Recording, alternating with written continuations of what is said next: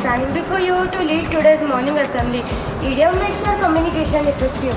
So, I would like to call Achal Kadam from grade 5th. Good morning everyone, myself Achal Kadam from class 5th. Today I am going to tell you today's idiom. Today's idiom is look after. It means to take care of. Sentence: the old man has no one to look after. Thank you and have a nice day. Thank you, Achal. Our day is incomplete without learning a new word. So, that is vocabulary of the day. To tell vocabulary of the day, I would like to call Swanandi Mai from grade 4th. Good morning everyone, myself Swanandi Mai from grade 4th. I am going to tell you today's vocabulary. Today's vocabulary is Croister. I repeat my word Croister. I spell my word Croister.